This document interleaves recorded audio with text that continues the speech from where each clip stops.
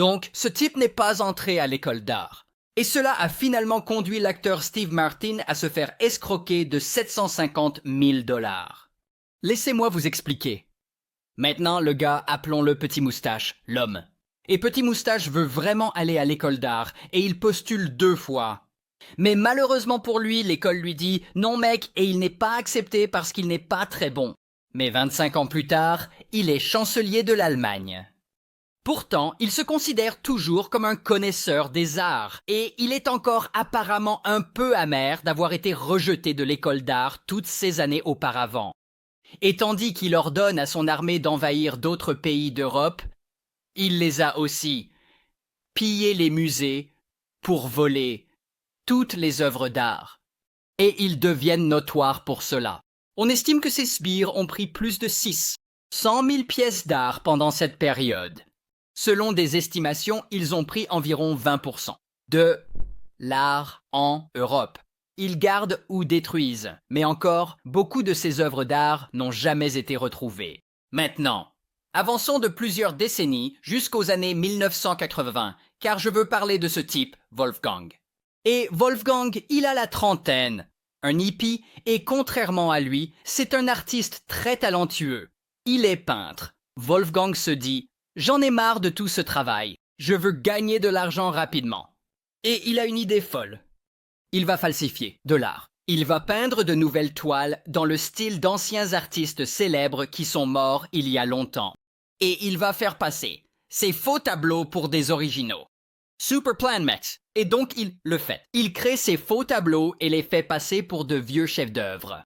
Et étonnamment, ça marche. Et il les vend genre aux gens. Il les vend à des galeries d'art. Et assez rapidement, il commence à gagner beaucoup d'argent avec ça, genre des centaines de milliers d'euros.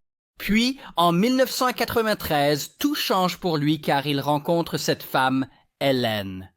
Et lui et Hélène, ils tombent amoureux et finissent par se marier.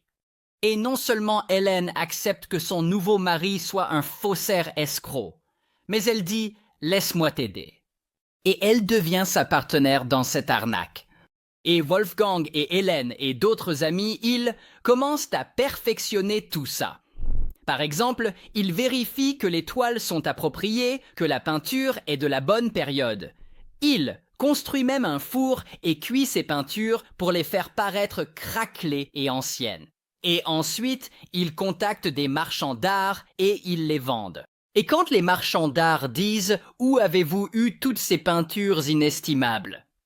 Wolfgang leur raconte une histoire complexe sur la façon dont ils ont hérité des œuvres de leurs grands-parents, initialement pillées par l'armée nazie pendant la Seconde Guerre mondiale, et qui ont été récupérées récemment. Et comme le petit homme à moustache a volé autant de collections d'art, à l'époque, ces marchands d'art commencent à croire que oui, il est plausible que l'histoire de Wolfgang et Hélène soit vraie. Il a hérité d'un tas d'artwork perdus. Et donc, il commence à vendre toutes ces peintures fausses, prétendument perdues depuis longtemps, soi-disant par des artistes célèbres pour des centaines de milliers d'euros, voire des millions parfois. Il gagne 2 millions d'euros avec un seul tableau, soit 2 millions de dollars. Ils deviennent riches, et maintenant riches. Ils doivent aller acheter un tas de trucs pour eux-mêmes. Il faut! Ils achètent une maison en Allemagne et une villa dans le sud de la France. Ils voyagent un peu partout, se détendent sur des yachts. Apparemment, ils s'habillent chic et Wolfgang conduit une Jaguar tape à l'œil. Et donc cette arnaque dure des années. Wolfgang crée une fausse peinture perdue comme un artiste décédé. Et ils prétendent qu'elle est authentique. Et oui, il y a effectivement des sceptiques. Il y a des experts en authentification et des gens qui les doutent. Comme, il n'y a pas moyen que vous ayez tous ces vieux originaux. Et ils commencent vraiment à les pousser sur l'authenticité de ceux-ci. Et Wolfgang dit, nos peintures sont dans la famille d'Hélène depuis des années. Nous avons de très vieilles photographies de la grand-mère d'Hélène à côté d'elle. Et donc, pour étouffer ces accusations, Wolfgang et Hélène habilleront Hélène avec des vêtements vintage et prendront une photo d'elle. Avec certaines de ses peintures en arrière-plan, mais ils rendront la photo vintage, la montreront aux experts en authentification. Comme voici une photo de la grand-mère d'Hélène les peintures. Comme ça, ce que vous regardez est une photo qu'ils ont falsifiée. C'est dingue. Et donc,